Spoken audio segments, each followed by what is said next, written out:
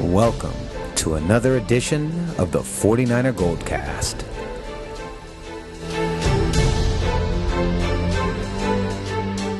San Francisco, are you ready?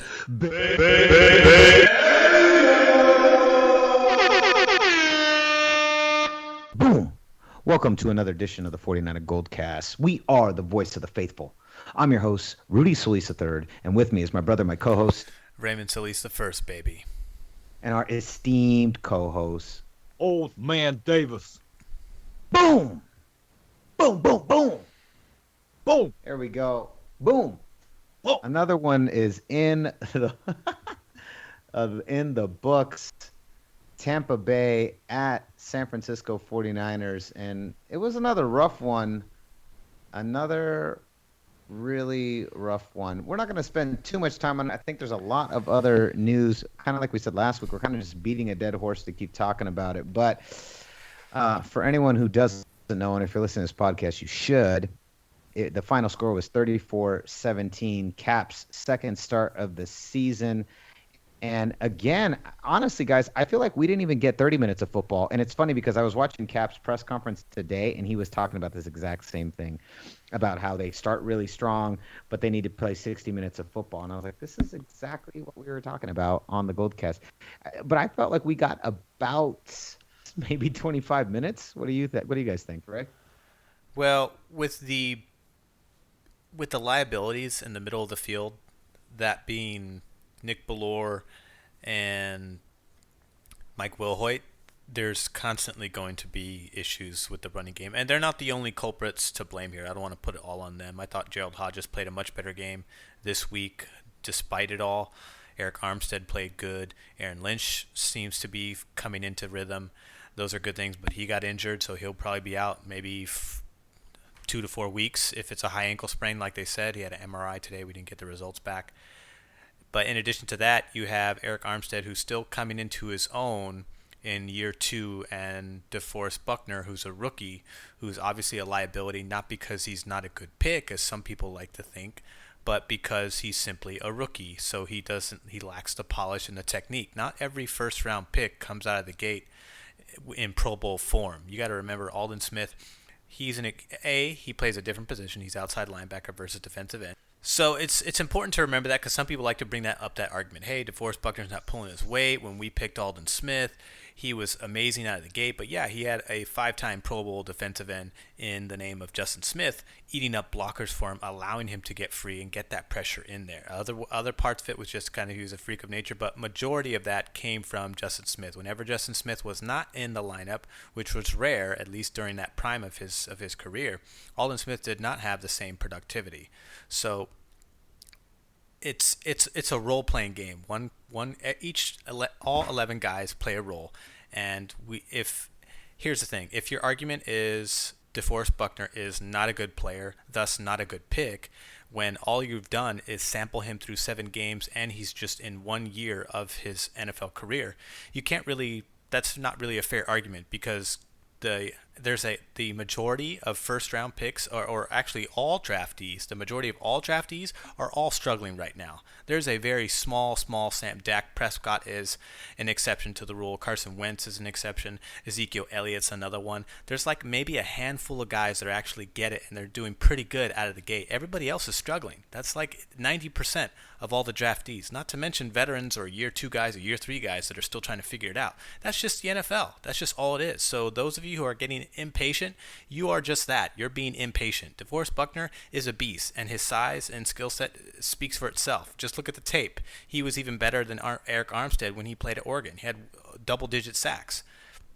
He won awards for it, okay? So just give this guy a chance. Give the guy a chance. So, but again, because you have that issue, there's a reason why the Niners are ranked 32nd in the league against the run, and that's because DeForest Buckner's still learning, Eric Armstead's still learning. We lost our nose tackle. There's a revolving door around there. Ian Williams, we lost him beginning of the year after giving him an extension and finding out he couldn't pass the physical, so we put him back on IR. That was a huge blow to us. Mike Purcell's not cutting it. Glenn Dorsey's not cutting it. We just don't have good guys that are just getting chewed up on the line of scrimmage, and then that falls. So by the time the running backs get past our line, they're already 4 or 5 yards into their run. They're in the second tier, and the second tier is held, or at least being trying to be held, by Nick Bellore and Michael Wilhoit, and they're just not sufficient. They're backup. Nick Bellore, in my case, is special teams at best. Wilhoit is a serviceable backup, but without suitable guys there, you're just going to be getting chewed up. On the bright side, like we said earlier in the season, Jim O'Neill's forte is secondary, and the Niners are a top 10 ranked passing defense. The only thing they can't get together is they can't get it together within the front seven because there's way too many liabilities, particularly in the linebacker position, but also within a developing defensive line that also has a key missing cog within the nose tackle position. So that's what I see. That's how I analyze it. So I'd be curious to see what you guys think if you're watching the same tape as me. Old man Davis, what do you think? I think the San Francisco 49ers have one of the best rosters in the NFL. According to Aaron Lynch. I appreciate his optimism. I mean, I honestly think we're probably the greatest 1-5 team that's ever existed, in my opinion. This is not a laughing matter, okay? But what I find extraordinary is an armpit state team in Florida, like the Tampa Bay Buccaneers, coming in to California, into Santa Clara, into the home of the faithful, and making the red and gold look like a Pee-wee league, look like Frost Schaff. Freshman, what? sophomore. Oh, okay. I mean, Jameis Winston, what an athlete. What an athlete. 3 touchdowns. Served like a real quarterback. On a big hot plate. And let's talk about yardage. Great job, San Francisco defense. 249 yards ran end zone to end zone. You pick it, they can run to it. That's all I have to say about that. There's nothing to be said about the players, about the upper level management, about the coaching staff. So when, Rudy, you want to invite me back to the GoldCast? Let me know when the 49ers start winning games. Thought it'd be Tampa Bay. Next week. We'll start with next week. Actually, old man Davis was right. He said 10 over the spread, and he was right. Very good. Nicely done. Yeah, he was right about that one. You know, actually, I like that you brought up the organizational thing. I agree with everything everyone's saying. But let's move on. Raymond, you had a little bit of a homework assignment this week. One of the people that I feel has gotten away completely untouched is someone that was in the rumor mill this week, which was head coach Chip Kelly. You know, there were rumors that colleges were contacting him, trying to possibly recruit him for next year. Right, which is pretty standard around this time of year. If there is a coaching vacancy in the NFL from someone going backwards, in this case, you know, a struggling college coach who did great in college, but just because that's just what happens. So it's rumor mill. That's how I take it, anyways. You know, but. That the same thing happened when Jim Harbaugh was getting pushed out of San Francisco. Do you think Chip Kelly's getting pushed out of San Francisco? Not at all. Not at all. It's just rumors. Getting pushed out. It's just rumors. I don't think he's getting pushed out. Oh man, Davis, you think he's getting pushed out? Not one bit. In fact, if anybody knows Chip the way I know hit Chip Torrey, it's this. The man has feelers. He has friends in the college level, and he certainly, at this point, given what he has with the red and gold, be open to a conversation. Do you think that Chip Kelly has any blame in this situation at all? Not necessarily. You can point to some things within the scheme, you know, like I know what some people are thinking. They're thinking like, how can we keep doing the same things? How come we're not changing it up? Well, who's to say that's not happening and people just aren't executing? I mean, when I look at the quarterback play, I'm seeing the same inefficiency whether it's Colin Kaepernick or whether it's Gabbert. I was a little bit more excited to see Cap because Cap has more upside. We've seen him perform well when he does have a good line, but with all the turmoil that's happened between 2013 and now, I just feel like Cap's not in it. His heart's not in it. His head is partially in it, but his heart's not there. That's what I see. I don't see the fire in him of trying to prove himself. Gabbert, I see the fire. I just don't see the execution. I just think he's been so psyched out of his potentiality with his rough go in Jacksonville that he just can't seem to get it together no matter what. And Cap faces a similar challenge too, where he's been mentally psyched out of his potentiality as well. However, when I look at the tape overall, I don't necessarily put a whole lot of blame on Chip Kelly because he inherited a really, really bad roster, much like Jim Tom Sula.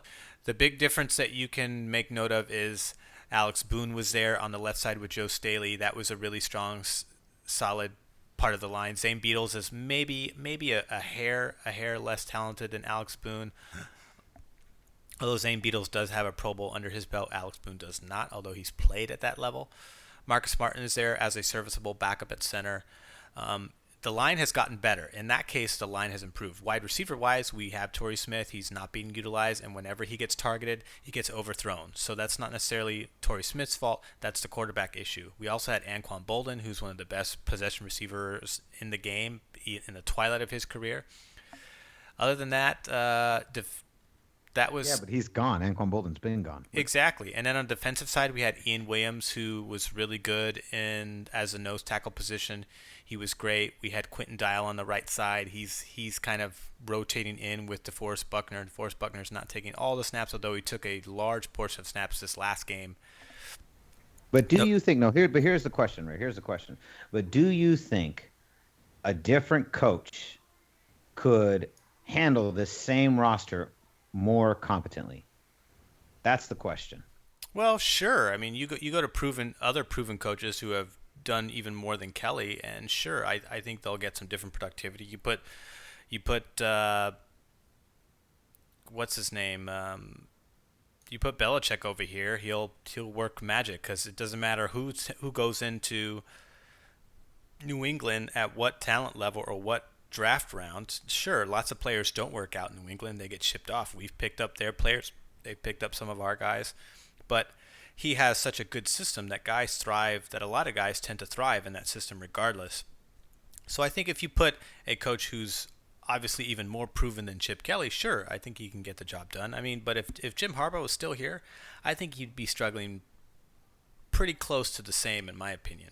I'm not sure.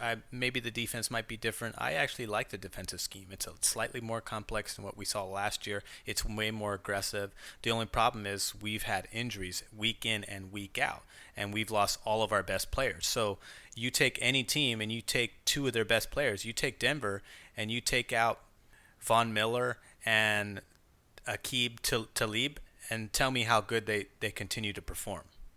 I would argue that there'd be a big gaping hole. We lost Jimmy Ward, although he came back a little bit this week, but he missed 4 the previous week. You go to Seattle, take out Bobby Wagner, their middle linebacker, and then take out Richard Sherman. Tell me how good that defensive unit does. So it's not that we suck. I mean, that's part of it, but also we've had devastating injuries to all of our best players. Navarro Bowman's gone. Ray Armstrong is gone. So you think Chip Kelly isn't to blame? No, because when you break it, you have to look, what are the circumstances he's been put in? Offensively, he has a wide receiver core that is not very good, with the exception of Jeremy Curley and on occasion Vance McDonald, and that's about it. And then you have dropped another pass. Yeah, I think he's a great blocker. He's a great blocker, and maybe you keep him on and make him a role player in that kind of way. But in terms of trying to push him as a wide receiver, I feel like it's just a lost cause. You're always going to get that inconsistency with him. So might as well just pass the torch over to Selleck and Bell and see what those guys can do. And if maybe Jerron Ham, I mean, he came up last week, but then he got sent back down this week to make room. So we'll see what happens. I think Jerron Ham has better upside. We'll just have to see what the Niners do, because you have to prove yourself to step up the ladder. You can't just do great on game day. You have to be great in practice too. Yep. Oh man, Davis, Chip Kelly, and I'm going to Chip Kelly. Do you think Chip Kelly has any blame in this? Is this mic on? Is this mic on? This is Jim You have Tom. the conch. This is Coach Jim Tom Sula. Wanted to be invited back to the GoldCast.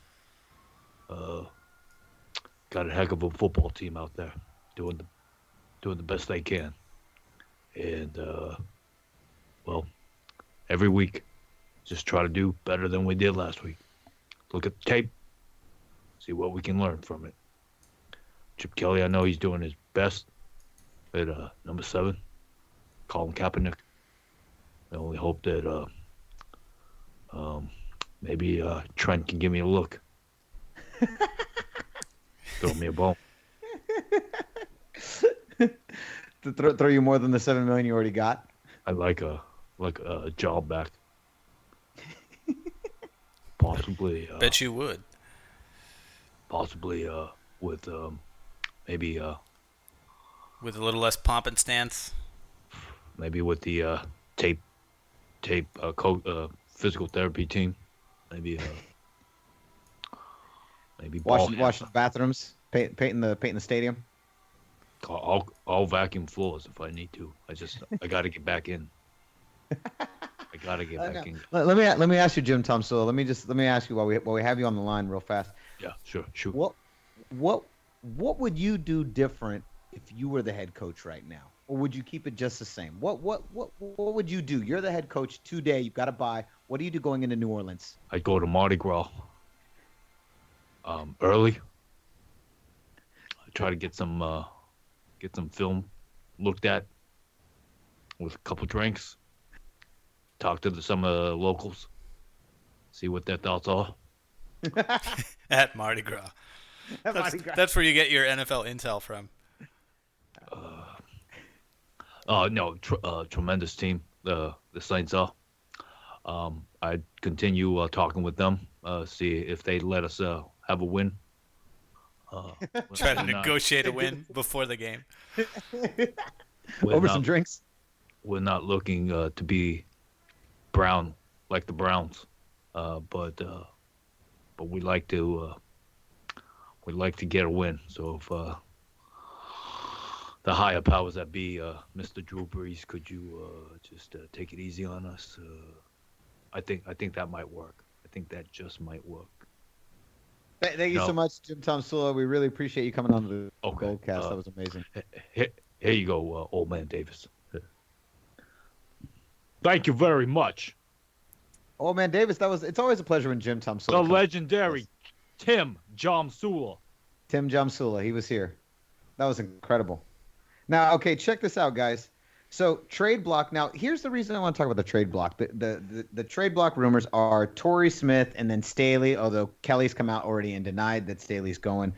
Now, the thing about them putting Torrey Smith on the trade block, is this an indication that maybe the Niners are starting to look towards that first-round draft pick?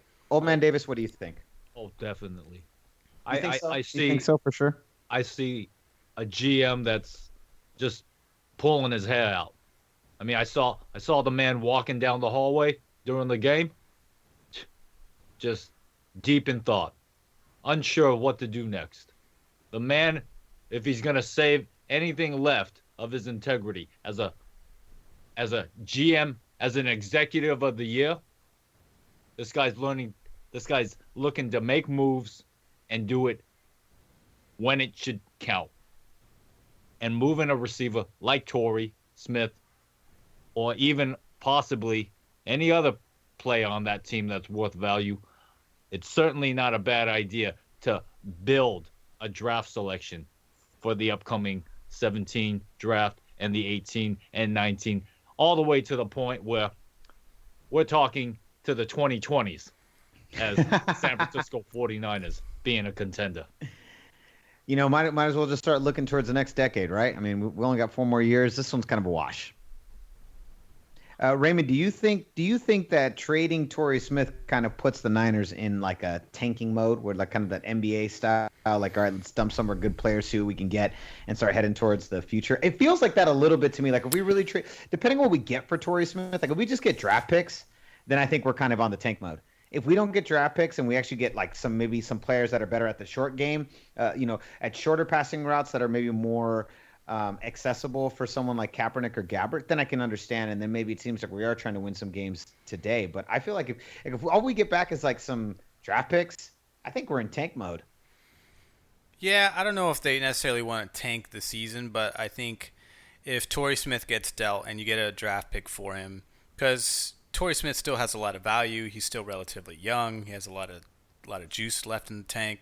So I think that this move is indicative of either one of those scenarios, either trying to get someone different, which I highly doubt, and possibly a draft pick. I mean, Adam Schefter said today that the Niners are open to trading him and that multiple teams have interests and that the Eagles are talking to the Niners, but the deal is not imminent. So we'll see what the Eagles deal, if anything, if there's any truth to that.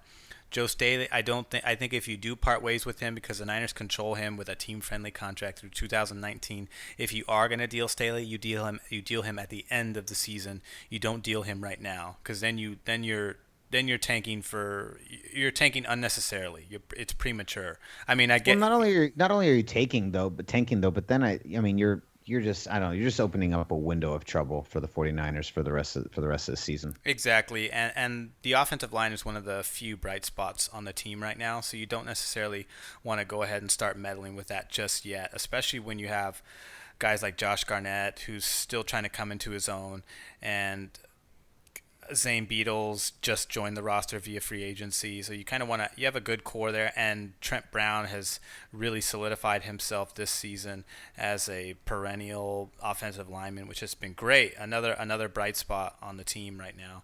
So I don't think you necessarily want to start tanking that hard so soon. Let me just add this.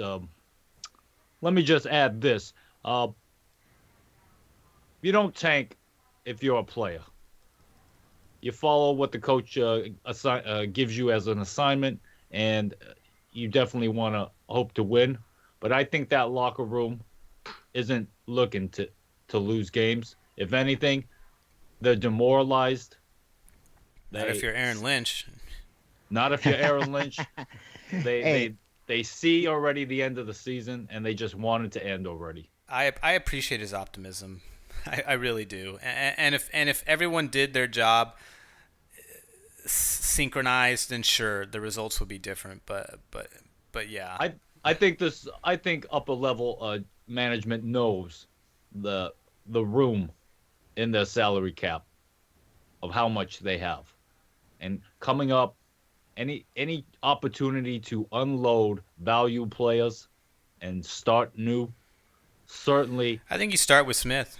Quarterbacks can't get to him, and he's been underutilized anyways.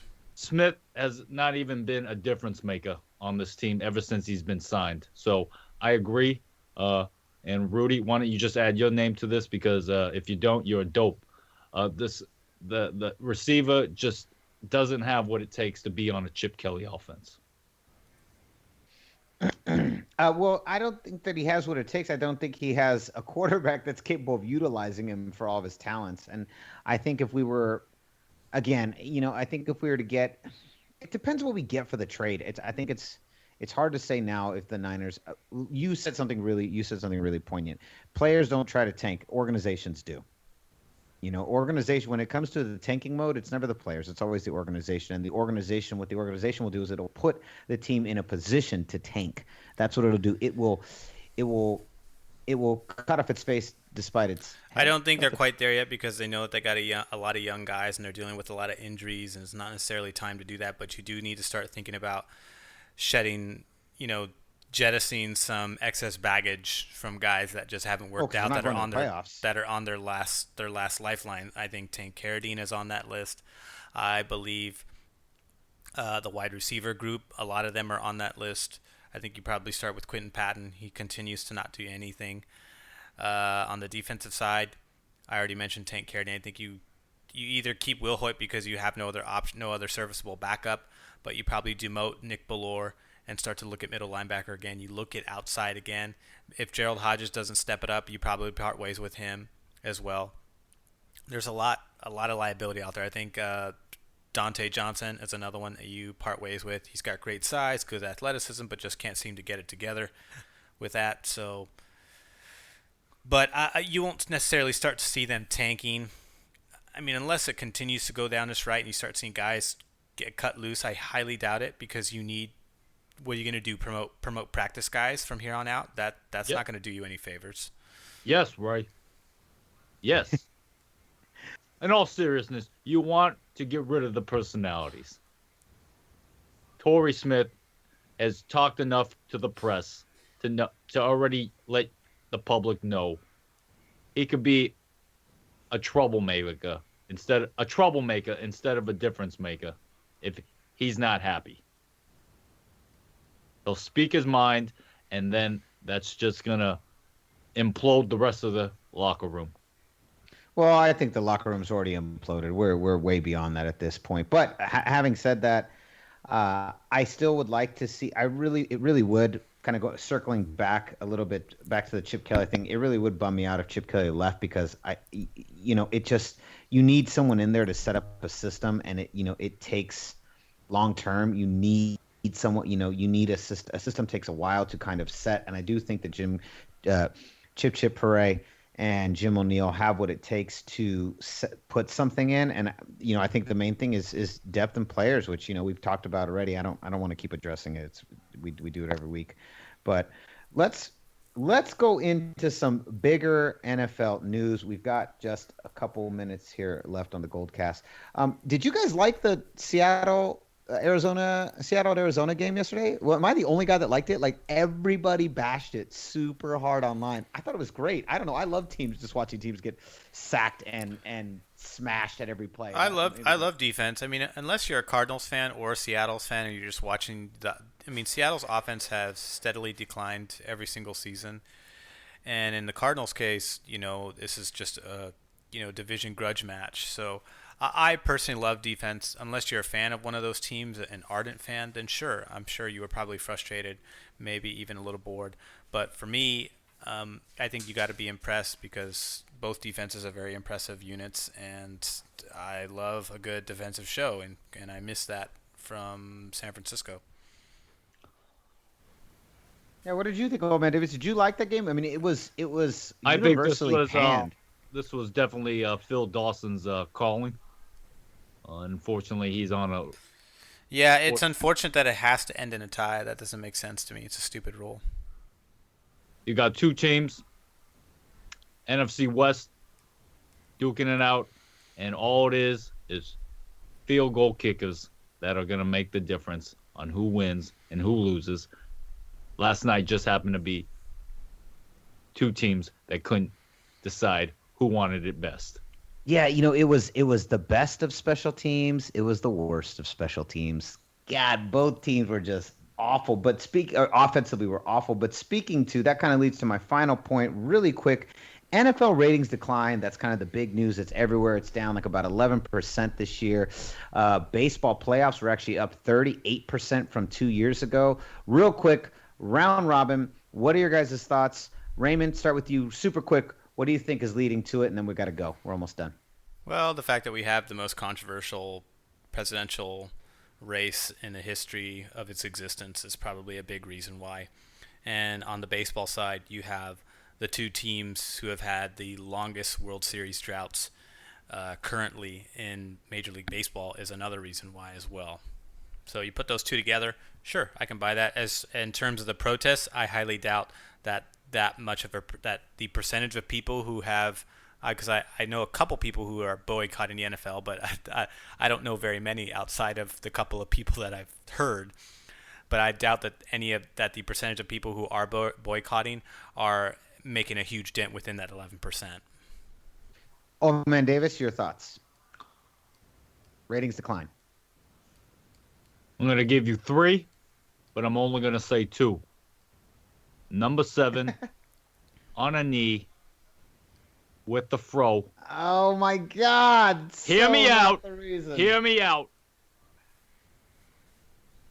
Nobody wants to see somebody protest when all they want to see is a football game. Second, saturation. The football game we know through the NFL is on 4 days out of the week. Is that right? No, 3 days. 3 days. I 3 think days out of the week, which is too much for the American public to appreciate the number one sport in America. I agree with that. I definitely think that I think it's a combination of stuff. I think that a lot of the PR in terms of it handling the domestic violence and the handling of players going off, I think has really kind of hurt it. I think the oversaturation, I agree with that as well. And I do agree that it's the presidential election, that's a big part of it. I think the combination of those three, I think the last couple of years, all of that bad press and kind of NFL throwing its fat around, I think it finally caught up to him and it's roasting a little bit. Anyways, good talk. Raymond, where can they find us? You can like us on Facebook at facebook.com/49ersgoldcast. You can also follow us on Twitter at 49ersgoldcast. You can also subscribe to us via iTunes, YouTube, and Stitcher for all the latest and greatest episodes as they become live to the public. Get notified as soon as we come online. Raymond, where can they find you? You can find me on Twitter at Ray Solis, RaySolis. And you can find me at Rudy Solis third, Rudy Solis 3RD on Twitter and Instagram. Old Man Davis, where can they find you? You can find me on the GoldCast. In addition, you can find me online. You type in Al Davis, father of Mark Davis. If you go to www.google.com, type in my name, Old Man Davis, Al Davis, father of Mark Davis. Thank you very much, Old Man Davis. That was excellent. So concludes another edition of the 49. Where can they find you? I already said it. Rudy Solis third. NFL.com. So concludes another edition of the 49er Goldcast. We are the voice of the faithful. I'm your host, Rudy Solis III, and with me is my brother, my co-host, Raymond Solis first, baby. and our esteemed co-host, Old Man Davis. Boom! We'll see you next time. Same Goldcast time, same Goldcast channel. Florida, where we play Week 10 against